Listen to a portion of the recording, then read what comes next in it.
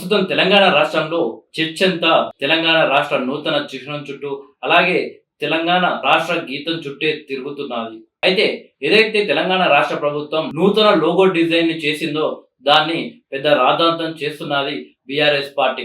అయితే ఇతర రాష్ట్రాలతో పోలిస్తే తెలంగాణ రాష్ట్రం చాలా ప్రత్యేకమని చెప్పవచ్చు. తెలంగాణ రాష్ట్ర సాధన కోసం ఎంతో మంది విద్యార్థులు అమరులయ్యారు. కానీ తెలంగాణ రాష్ట్ర చిహ్నంలో మాత్రం ఎలాంటి అమరవీరులకు సంబంధించిన అమరవీరుల స్తూపం లేకపోవడం, ఎప్పటి నుండో తెలంగాణ ప్రజలు సైతం సోషల్ మీడియా వేదికగా, అలాగే కొన్ని మీడియాతో మాట్లాడిన సందర్భంలో సైతం తెలంగాణ ప్రజలు లేవనెత్తారు. అయితే తెలంగాణ రాష్ట్రంలో కాంగ్రెస్ పార్టీ ప్రభుత్వం ఏర్పాటు చేసిన తర్వాత తప్పకుండా తెలంగాణ రాష్ట్రానికి కొత్త లోగో డిజైన్ చేస్తామని చెప్పేసి రేవంత్ రెడ్డి గారు గతంలోనే చెప్పడం జరిగింది.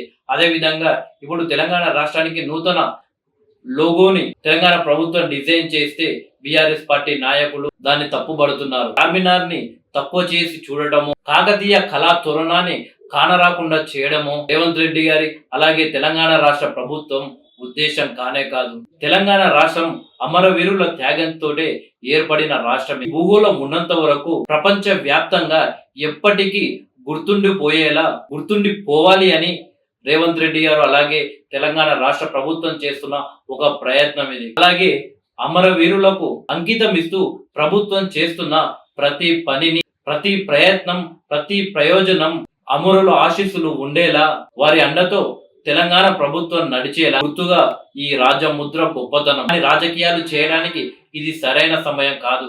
అయినా కానీ బీఆర్ఎస్ పార్టీ నాయకులు మాత్రం ఈ లోగో డిజైన్ లో అమరవీరుల స్తూపానికి పెద్దపీట వేశామని మర్చిపోయి ఏదో చార్మినార్ ను అవమానిస్తున్నట్లు, కాకతీయ కళా తోరణాలను కానరాకుండా చేస్తున్నారంటూ ఒక తప్పుడు ప్రచారాన్ని ప్రజల్లోకి తీసుకుపోవడం జరిగింది. ఇంత అద్భుతమైన రాష్ట్ర చిహ్నాన్ని కొత్త ప్రభుత్వం తయారు చేయించినందుకు, అందులో అమరవీరుల స్తూపానికి పెద్దపీట వేసినందుకు బీఆర్ఎస్ పార్టీ నాయకులు కూడా ప్రభుత్వాన్ని ప్రశంసించపోయి, ప్రభుత్వాన్ని అభినందించాల్సింది పోయి ఇలా తప్పుడు ప్రచారం జనాల్లోకి తీసుకోపోవడం జరిగింది.